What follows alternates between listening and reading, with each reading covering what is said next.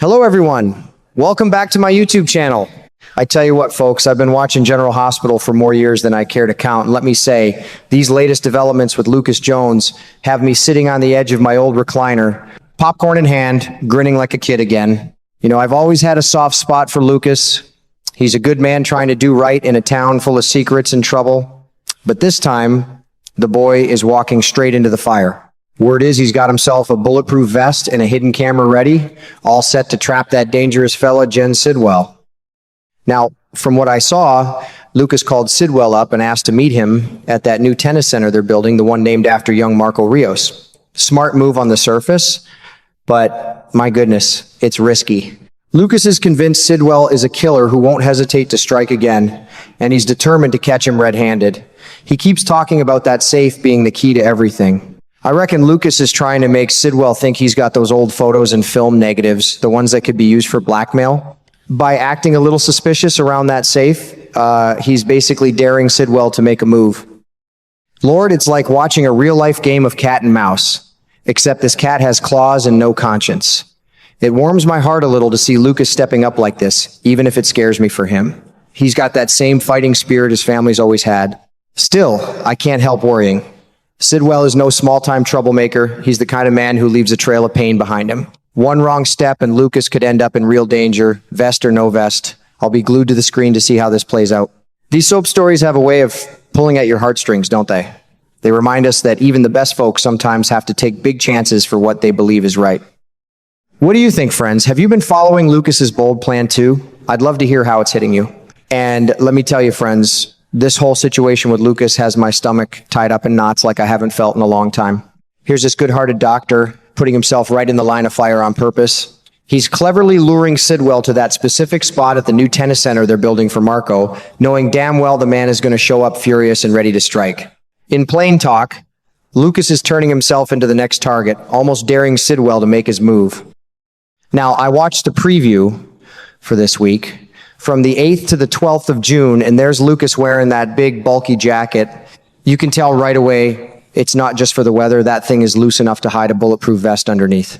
Clever boy, I thought when I saw it. He's not going in completely unprotected, but even so, it still worries me sick, because a vest only covers so much. What if Sidwell decides to aim for the head instead?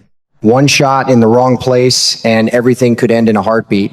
That kind of risk is no joke, especially when you're dealing with someone as cold and dangerous as Sidwell.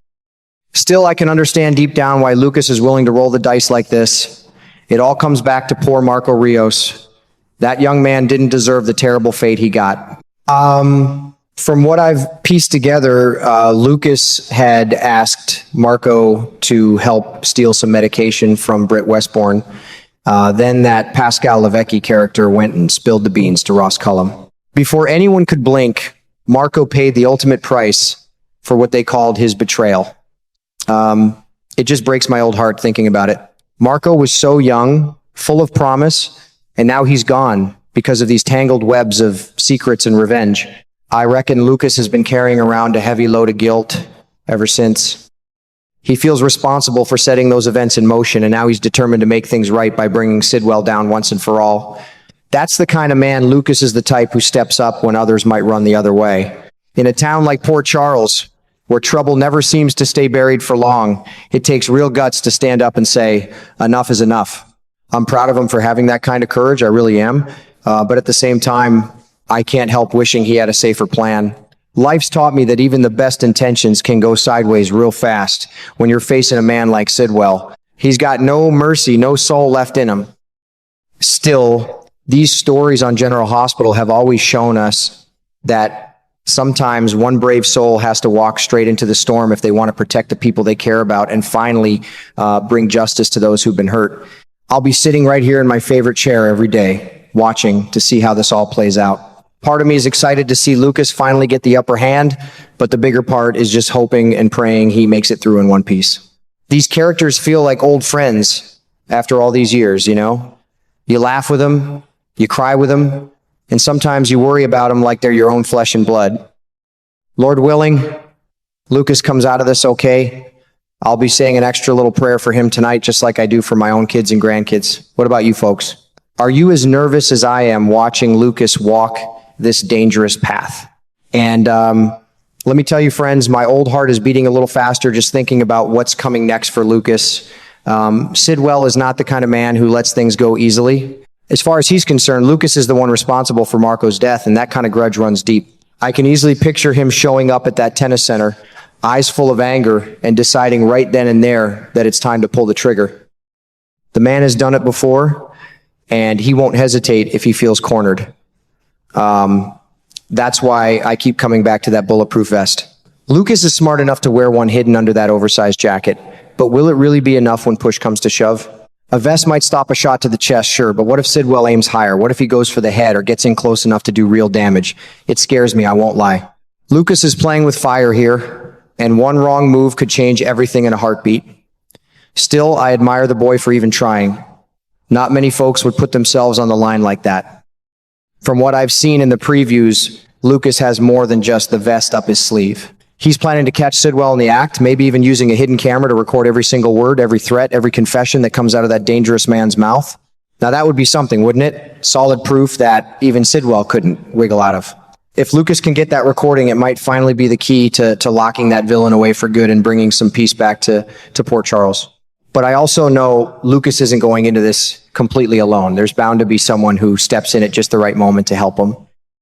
Maybe a friend, maybe family, or maybe one of those unexpected heroes who always seem to show up when the chips are down in this town. I sure hope so, because no man should have to face a monster like Sidwell by himself. Lucas will want the police involved eventually. He's not reckless, but first he's got to take these risky steps on his own. He needs to push Sidwell far enough to make him slip up and say or do something that can be used against him. No matter how you slice it, the latest news from General Hospital makes it crystal clear. Lucas is choosing to put himself right in the middle of serious danger to take Sidwell down and deliver some very bad news to that no-good villain. He's carrying the heavy guilt about Marco's death, and it's driving him forward. Poor Marco was just a young man trying to help, caught up in something much bigger than himself. Lucas asked him to steal that medication from Britt, and then Pascal Levesque ran his mouth to Ross Cullum. Before anyone could stop it, Marco paid with his life. That kind of tragedy stays with a person, and I can see why Lucas feels he has to make it right. Watching all this unfold reminds me of the old saying my grandpa used to share. Sometimes you've got to stand up and face the storm, even when your knees are shaking. Lucas has that kind of quiet courage. He's a doctor who spends his days saving lives, and now he's risking his own for justice and for the memory of a young man who didn't deserve what happened to him. It makes these stories feel so real, doesn't it? They pull at your heartstrings and make you care about these characters like they're part of your own family. I'll be right here in my chair every afternoon, watching closely and hoping that vest does its job, that hidden camera catches everything, and that help arrives in time. These soap operas have been part of my life for decades, and they always find a way to mix excitement with real emotion. They teach us that doing the right thing is rarely easy, but it's worth the fight. How are you holding up with all this tension, folks? Are you as worried about Lucas as I am, or do you think he's going to come out on top? I'd love to hear your thoughts.